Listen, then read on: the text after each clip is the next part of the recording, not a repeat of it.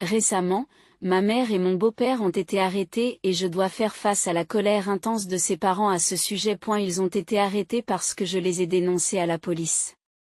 J'avais une raison légitime de le faire. Et ma relation avec ma mère s'est détériorée après le décès de mon père il y a 10 ans. J'ai actuellement 17 ans et j'entrerai à l'université dans quelques mois. J'ai compris très tôt que ma mère ne mettrait pas d'argent de côté pour mon avenir.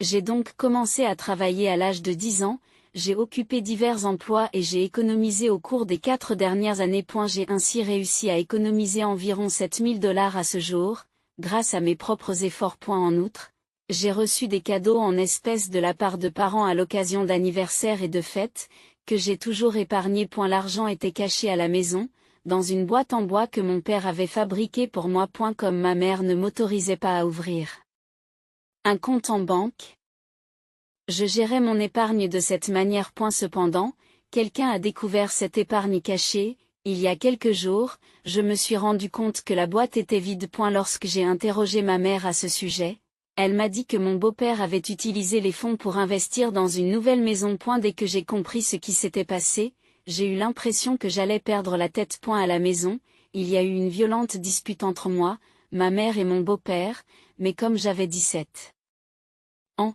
je ne pouvais pas m'opposer à eux et j'ai dû faire des compromis. Tout ce que je pouvais faire, c'était m'enfermer dans ma chambre et pleurer pendant des heures. C'est parce que je devais repartir de zéro. Je n'étais même pas sûre d'avoir assez d'argent pour acheter le nécessaire avant d'aller à l'université. J'étais très déçue et complètement déconcertée. Le jour même, j'ai juré de me venger d'eux. La raison en était que le problème était trop important pour être ignoré. Heureusement, j'ai pu réaliser ma vengeance. 3 jours plus tard, ils ont été arrêtés et ont commencé à payer pour leurs crimes. Le seul problème dans cette série d'événements, c'est que mes grands-parents, qui m'avaient toujours soutenu auparavant, se sont mis à s'opposer à moi. Je ne comprends plus ce qui se passe. Ma mère s'est remariée avec un homme nommé Phil, qui a été profondément impliqué dans ma vie ces dernières années, et j'en ai détesté chaque instant. C'est l'une des personnes les plus malveillantes que j'ai jamais rencontrées. Il mérite d'être qualifié d'agresseur. Il ne s'agit peut-être pas de violence physique, mais j'ai été victime de violences verbales et émotionnelles. Ma mère est généralement la cible de ces attaques, mais il se déchaîne parfois sur moi, me blâmant avec tous les mots qui lui viennent à l'esprit, causant de la douleur à la fois à ma mère et à moi tout en augmentant encore sa colère. Lorsqu'il se rend compte que je m'en fiche, il perd encore plus de raison. Et ma mère ne me défend pas. Ma mère n'a fréquenté personne pendant un certain temps après la mort de mon père, mais elle a fini par entamer une relation avec Phil. Phil a une fille de 19 ans issue d'un précédent mariage, et elle vit avec sa propre mère. À eu début, il semblait compréhensif, mais peu de temps après qu'ils aient commencé à se fréquenter, une grosse dispute est survenue. C'est à ce moment-là que sa vraie nature s'est révélée. 6 mois après le début de leur relation, il a commencé à dominer ma mère, qui a accepté qu'ils vivent ensemble dans notre maison. C'est un paresseux négligent. Il est stupide et ne peut pas garder un emploi. Il a entre 30 et 40 ans, il est insouciant avec l'argent et dépend souvent de ses parents. Il dépense toujours plus qu'il ne gagne, recevant de l'argent de ses parents lors de disputes avec ma mère, et vivant somptueusement au crochet de ma mère pendant les périodes de paix. Malheureusement, ma mère n'est pas assez riche pour soutenir financièrement un partenaire qui désire un style de vie luxueux. Elle travaille comme chef d'étage dans un supermarché local et gagne bien sa vie, mais c'est loin d'être suffisant pour le style de vie que Phil désire. Cependant, cela n'a jamais été un problème pour moi. Depuis l'âge de 14 ans, j'essaie d'être aussi indépendante que possible.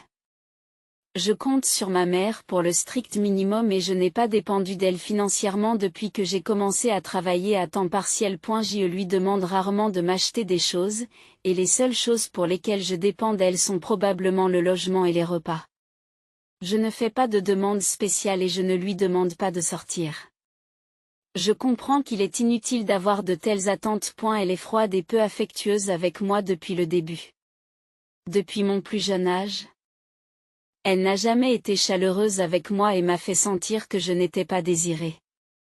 En grandissant, ce sentiment s'est transformé en une forte conviction. Autrefois, mon père prenait ma défense lorsque ma mère se mettait un peu en colère, mais après sa mort, j'ai dû l'affronter seule.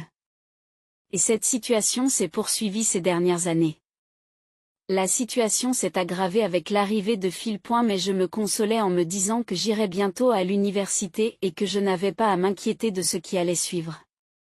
Aujourd'hui, la situation est très difficile et il y a peu d'espoir d'amélioration. Les 3 jours qui ont suivi le vol de mon argent, j'étais très déprimée et je ne pouvais rien faire dans ma chambre. Le lendemain du vol, nous avons dû déménager dans une nouvelle maison. Et même après avoir terminé les travaux nécessaires, je n'ai pas dit un mot aux 2 personnes avec lesquelles je vivais. Pour eux, ne pas me parler n'aggravait pas la situation. Et ils ne semblaient pas s'en soucier. Le 3e jour, ma mère m'a dit qu'elle organisait une pendaison de crémaillère le soir et m'a demandé de me préparer, ce qui m'a fait exploser de colère. J'ai crié que je ne pouvais pas participer à une pendaison de crémaillère pour une maison achetée avec mon argent. J'ai prétendu qu'ils avaient volé mon argent pour acheter cette maison. Cela a mis ma mère très en colère. Elle m'a dit que je devais être heureuse que nous ayons enfin une maison à nous, et que je devais accepter patiemment ce fait. Car selon elle, je leur devais de la gratitude puisqu'elle m'avait élevée. Et la raison pour laquelle je ne pouvais pas l'accepter était qu'élever un enfant n'était pas son choix mais une obligation légale, et qu'elle ne m'avait accordé aucun avantage particulier. De plus, je trouvais que la maison était trop grande pour nous 3. Mais ils avaient choisi ce logement pour impressionner les autres en vivant dans un quartier luxueux et en disposant d'un espace spacieux. Ce jour-là, j'étais très contrariée et j'ai pris une mesure que je n'aurais pas prise d'habitude. J'ai décidé de contacter mes grands-parents paternels, ce qui a été un peu compliqué. Après la mort de mon père, mes grands-parents paternels avaient du mal à rester en contact avec la famille et avaient coupé les ponts. Nous n'avions pas communiqué depuis longtemps, mais j'avais leurs coordonnées et j'ai donc décidé de les contacter en dernier recours. En effet, bien que j'ai eu de meilleures relations avec mes grands-parents maternels, ils sont restés neutres dans cette affaire. Le jour où l'on m'a volé mon argent, j'en ai immédiatement informé mes grands-parents maternels. Je pensais qu'ils allaient résoudre le problème pour moi après en avoir parlé à ma mère. Cependant, ils ont déclaré qu'ils voulaient la soutenir dans l'achat d'une nouvelle maison. Ils étaient en effet ravis. D'un point de vue positif, le fait d'être enfin propriétaire d'un logement et de ne plus avoir à se soucier du loyer mensuel est certainement un avantage. On m'a dit de considérer cela comme une bonne opportunité, mais j'ai trouvé cela étrange. Leur réaction était inattendue. Ils m'avaient toujours soutenu et sympathisé avec moi sans rien dire à ma mère. Mais cette fois-ci, leur attitude était complètement différente et j'ai eu du mal à la comprendre. Je me suis sentie très en colère contre eux et j'ai coupé les ponts. Le jour où ma mère m'a dit d'endurer, j'ai contacté mes grands-parents paternels, espérant recevoir leur soutien. Je ne savais pas exactement ce que cela impliquerait. Suivant mon intuition, je les ai appelés et heureusement ils ont répondu. Dès que l'appel a été établi, je leur ai raconté tout ce qui s'était passé. J'ai compris qu'ils étaient profondément blessés par la perte de leur fils, mon père, et qu'ils préféraient généralement éviter tout contact. Mais j'ai expliqué que si mon père était encore en vie, il voudrait sans aucun doute me soutenir. Je me suis plaint que ma mère m'avait volé mes économies, rendant vains tous les efforts que j'avais durement gagnés au cours des dernières années. J'aurais pu aller à l'université, mais cette perspective est désormais incertaine. Lorsque j'ai expliqué la situation à mon grand-père, il m'a dit qu'elle causait un certain chaos. En lui posant la question, il m'a dit que mon père m'avait laissé un fonds pour l'université et qu'il ne comprenait pas pourquoi je devais épargner davantage. C'était une nouvelle révélation pour moi. Ma mère n'en avait jamais parlé et je ne lui avais jamais posé directement la question. J'avais supposé que ma mère n'avait rien épargné. En revanche, j'avais complètement négligé la possibilité que mon père ait arrangé quelque chose. Bien que sachant qu'il était mort prématurément, je pensais qu'il n'avait peut-être pas eu le temps de faire quelque chose pour moi. Lorsque mes grands-parents m'ont donné cette information, je l'ai trouvée très intéressante. À ce moment-là, j'étais très en colère et frustrée et j'ai demandé à mes grands-parents s'ils pouvaient fournir des preuves contre ma mère. Ils ont trouvé des documents et m'ont dit qu'ils me les enverraient. En attendant l'appel, Je me suis assise dans ma chambre pour essayer de relier toutes les informations. Il était clair que ma mère et Phil conspiraient contre moi et il semblait possible qu'ils aient détourné les fonds de l'université qui m'étaient destinés pour acheter leur nouvelle maison. Je doutais que ma mère puisse s'offrir seule une maison aussi chère et Phil n'avait pas travaillé depuis 3 mois. Je ne pensais donc pas qu'il en avait la capacité financière. Je me suis dit qu'il fallait que j'obtienne des preuves et j'ai envisagé de porter plainte auprès de la police après confirmation. Plus tard, mes grands-parents m'ont contacté et m'ont envoyé des photos de documents signés par ma mère. Le document indiquait que les fonds laissés par mon père devaient être utilisés pour mes études universitaires et une vie confortable. En lisant cela, je n'ai pas pu m'empêcher de rire à gorge déployée. J'avais pensé que ma mère travaillait pour améliorer ma vie, mais maintenant je doutais qu'elle ait signé ce document pour me compliquer la vie. En fin de compte, j'étais furieuse parce que ma mère avait signé les documents. Après la mort de mon père, mes grands-parents paternels nous avaient laissés seuls sans rien dire. Ce qui m'avait donné l'impression d'être abandonnée. Ma mère n'avait jamais vraiment été là pour moi et j'avais l'impression que toutes les actions de ma mère et de mes 2 grands-parents étaient presque inefficaces. Engloutis dans leur profond chagrin, mes grands-parents paternels ne pouvaient pas me prêter attention. Lorsque je leur ai demandé pourquoi ils ne m'avaient pas montré les documents importants, ils m'ont répondu qu'ils les avaient oubliés juste après la mort de mon père. Finalement, en vieillissant, nous n'avons presque plus parlé et ils ont également vieilli et sombré dans l'oubli. Je n'ai pas pu contester leur raisonnement et j'en suis restée là. Cependant, ayant obtenu des preuves décisives, j'ai contacté un officier de police qui était un ami de mon père et j'ai demandé son aide. Le soir, alors que la pendaison de crémaillère commençait, l'ami de mon père, un autre policier et un avocat sont arrivés et ont arrêté ma mère et mon beau-père. Ils n'avaient manifestement pas tenu leurs promesses.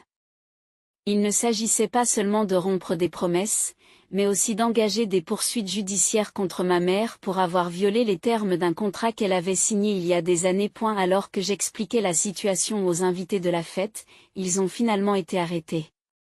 Ce fut l'un des moments les plus importants de ma vie, celui où mon intégrité a été prouvée. Ils ont été arrêtés à un moment où ils essayaient de faire bonne impression devant de nombreuses personnes, comme d'anciens collègues et amis. À un moment où ma mère et Phil ont été démasqués et arrêtés, tout le monde a été complètement étonné, mais ils ont continué à agir avec arrogance et à me regarder comme si j'étais le méchant. Mes grands-parents maternels étaient également présents à la fête et ont été extrêmement choqués de voir leur fille menottée et emmenée, refusant de me parler par la suite.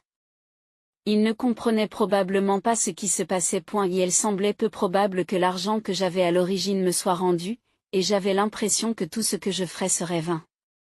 Les documents relatifs à la maison étaient au nom de Phil et de sa fille, ce qui n'avait rien à voir avec moi. J'ai envisagé de vendre la maison et de les forcer légalement à payer une compensation, mais je devrais les poursuivre en justice pour cela, et je n'ai pas les fonds nécessaires actuellement. Je suis reconnaissante aux amis de mon père qui ont fait de gros efforts pour m'aider. Ma mère et Phil ont finalement été envoyés en prison. Ils n'ont pas pu accepter leur situation et n'ont plus essayé de me contacter. C'est très frustrant. Aujourd'hui, je me sens profondément isolée, et bien que j'ai gagné contre ma mère et Phil à court terme, j'ai peut-être fait des sacrifices importants à long terme. Je n'ai aucune idée précise de la marche à suivre. Je me sens complètement impuissante. Lors de leur arrestation, ma mère et Phil ont essayé de m'arrêter pour parler, mais je n'avais aucune envie de leur parler et j'ai rapidement quitté les lieux. J'ai appelé un taxi et je suis rentrée directement chez moi. Cependant, depuis 3 jours, je logeais chez une amie. Cette amie m'avait soutenue lors de l'arrestation de ma mère, et maintenant je passe mes journées avec son père, un avocat, à essayer de trouver une solution équitable. À au cours de nos conversations, je ressens le besoin d'un soutien financier pour terminer mes études. Le père de mon ami m'a proposé une aide financière, mais j'hésite à accepter l'aide d'autrui. Cela ne me semble pas naturel. Mes grands-parents n'ont toujours pas essayé de communiquer avec moi. Depuis que j'ai reçu les photos des documents de preuve, les conversations avec les 2 groupes de grands-parents ont cessé. Je suis très déçue de la situation actuelle. J'espère surmonter cette situation dès que possible et aller à l'université. Pour l'instant, c'est mon seul espoir. En effet, mes amis m'apportent un véritable soutien, ce qui est inestimable pour moi qui n'ai pas de famille. Pour l'instant, ce sont les seuls qui se soucient vraiment de moi. Des mois plus tard, un nouvel élément surprenant est apparu. Un ami m'a envoyé des informations qui contredisaient ce que je croyais être vrai. Pour ne pas perdre de temps, je vais l'expliquer brièvement. En fait, ma famille avait comploté pour me trahir. Mes grands-parents paternels et maternels étaient impliqués dans ce plan depuis le début. Ma mère a non seulement utilisé les fonds laissés par mon père à des fins personnelles, mais elle a également obtenu des avantages pour le reste de la famille. Lorsque j'avais 14 ou 15 ans, ma mère était en contact étroit avec eux et, heureusement, elle avait enregistré ces interactions. À titre de preuve, elle a fourni à la police des captures d'écran de conversations qu'ils avaient négligemment menées par courrier électronique. Elle a déclaré que puisqu'elle avait été arrêtée, les autres personnes impliquées devaient être traitées de la même manière. Elle a fait valoir qu'il était injuste qu'elle soit la seule à être poursuivie alors qu'il continuait à dissimuler le complot dont j'étais victime. Récemment, mes grands-parents paternels ont parlé de la preuve des documents que ma mère avait signés parce que leur conscience s'était éveillée et qu'ils regrettaient leurs actions. Croyant que je n'avais pas de fonds, je les ai contactés pour leur demander du soutien, et ils ont finalement décidé de me révéler la vérité. Ils avaient l'intention de partager cette information depuis longtemps, mais ma mère et ses parents les avaient persuadés de ne pas dire la vérité. La raison en était que cela aurait été désavantageux pour eux. Ils ne peuvent toujours pas justifier leurs actions et ont probablement de profonds regrets. Aujourd'hui, je suis complètement perdu et je ne sais pas ce qu'il faut croire ni comment gérer cette situation. Il s'agit d'un problème très sérieux, et je ne me suis même pas confié à mes amis. Je me sens trahi, blessé et en colère. J'ai l'intention de me réunir pour prendre des mesures et de porter immédiatement plainte auprès de la police. L'étape suivante consiste à en discuter avec un ami de confiance et à lui demander d'en informer également mon père, qui est avocat. Après cette conversation, nous nous assiérons avec un avocat expérimenté pour planifier en détail la manière d'aborder ce problème et d'aller de l'avant de manière positive. Cependant, quels que soient les obstacles, je suis déterminé à entrer à l'université. Cette année, j'ai réaffirmé ma détermination à cet égard. Je n'ai pas l'intention d'abandonner. Je suis déjà prête à chercher le soutien nécessaire auprès du père de mon ami. Je n'ai pas l'intention de payer moi-même mes frais de scolarité, mais j'envisage de lui faire co-signer une demande de prêt étudiant. Ce processus est essentiel pour calculer avec précision le montant retiré de mon fonds fiduciaire. Toutes les personnes impliquées dans cette affaire, y compris mes grands-parents, m'ont non seulement volé mon argent, mais elles m'ont aussi privé de mes rêves et de mes espoirs. C'est pourquoi j'exige qu'ils me rendent les fonds dont j'ai besoin pour vivre de manière indépendante et dans la dignité. Lors d'une discussion avec le père de mon ami et un avocat, ils ont mentionné que, bien que de tels cas ne soient pas rares, l'ignominie des actions et le dégoût qu'elles provoquent restent inchangés. Je trouve cela incroyablement égoïste. Par conséquent, mon avocat et moi sommes d'accord et avons élaboré une stratégie pour prendre des contre-mesures directes.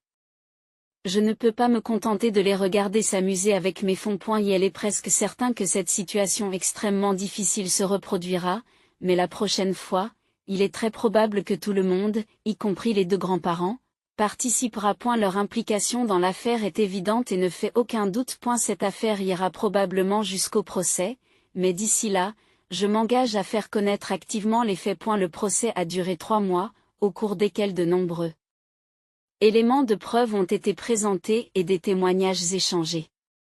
Le verdict final a été rendu par la suite. À la suite d'une enquête très détaillée sur la succession de mon père, il a été découvert que ma mère et mes deux grands-parents avaient comploté pour détourner un montant atteignant environ $400 000. Ce montant dépassait de loin les estimations initiales. Ce montant comprenait les paiements de l'assurance vie à laquelle mon père avait souscrit et les bénéfices des biens immobiliers vendus en son nom. Le tribunal a non seulement ordonné la restitution intégrale du montant détourné, mais a également décidé d'y ajouter des intérêts et des dommages-intérêts. Ma mère a été reconnue coupable de détournement de fonds publics et de falsification de documents et a été condamnée à une peine d'emprisonnement de 5 ans. elle a été déchue de ses droits parentaux. Phil a été reconnu complice et a été condamné à 2 ans de prison. Il a été condamné à une peine de 2 ans d'emprisonnement pour le vol de mes économies, soit $7 000. Et une indemnisation supplémentaire lui a été imposée. Les 2 groupes de grands-parents ont reçu l'ordre de geler et de restituer leurs avoirs et ont été soumis à une période de probation de 2 ans, mes grands-parents paternels ayant été remerciés pour leur coopération à l'enquête. Quant à la fille de Phil, elle a affirmé, preuve à l'appui, qu'elle n'était pas au courant des activités illégales de son père. Cependant, la maison dans laquelle elle vivait a été saisie et vendue par la suite par des mesures légales. Le produit de la vente a été affecté au financement de mes études universitaires. Bien que cette mesure n'ait pu être évitée légalement, elle a fait l'objet d'une certaine sympathie. Pour me soutenir financièrement dans mes études jusqu'à ce que la succession de mon père soit entièrement recouvrée, le père de mon ami a pu co-signer un prêt étudiant pour moi. Grâce à ce soutien, j'ai pu me concentrer sur mes études sans souci financier. En fait, grâce à ce procès, le cabinet d'avocats que j'ai rencontré m'a offert une opportunité de stage. Grâce à cette opportunité, j'ai commencé à m'intéresser à la carrière juridique et à envisager un avenir dans ce domaine. Cette expérience m'a donné une nouvelle orientation dans mes aspirations professionnelles. L'affaire a été largement couverte par les médias locaux et a suscité l'empathie et le soutien de nombreux jeunes. Nombre d'entre eux avaient subi des préjudices similaires. Et cette réaction m'a incité à commencer à diffuser des informations par l'intermédiaire des médias sociaux et à me concentrer sur la défense des droits des jeunes. Cette démarche a influencé de nombreuses personnes et a entraîné des changements positifs. Le moment le plus chaleureux s'est produit lorsque j'ai été contactée par des collègues qui avaient travaillé avec mon père. Ils m'ont raconté de nombreuses anecdotes sur son caractère et les efforts qu'il avait déployés pour mon avenir. Ces récits m'ont permis de comprendre la personnalité de mon père d'un point de vue totalement nouveau et de ressentir à nouveau son influence. Bien que je me sois éloignée de ma famille biologique, je suis ouverte à la découverte de nouveaux liens et de nouvelles possibilités. Le soutien inconditionnel de mes amis et de leur famille, les connaissances acquises auprès du personnel du cabinet d'avocats et les conversations avec les anciens amis de mon père ont redonné de l'espoir à ma vie. Ces rencontres m'ont montré de nouveaux objectifs et de nouvelles directions. Et la leçon la plus importante que j'ai tirée de ce procès est l'importance d'avoir le courage de défendre la justice, même si cela implique la perte d'êtres chers. J'ai également appris que la vraie famille ne se résume pas aux liens du sang, mais aux liens du cœur. En allant de l'avant dans la vie, je suis déterminée à avancer régulièrement vers mes propres objectifs, en n'oubliant jamais d'être reconnaissante. Lors de la remise de mon diplôme de fin d'études secondaires,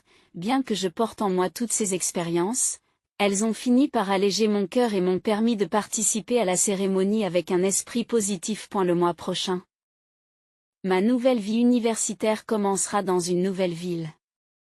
Je m'engage à ne jamais regarder en arrière et à aller de l'avant. J'ai l'intention de vivre chaque jour en le chérissant, en menant une vie de fierté comme mon père l'a toujours souhaité.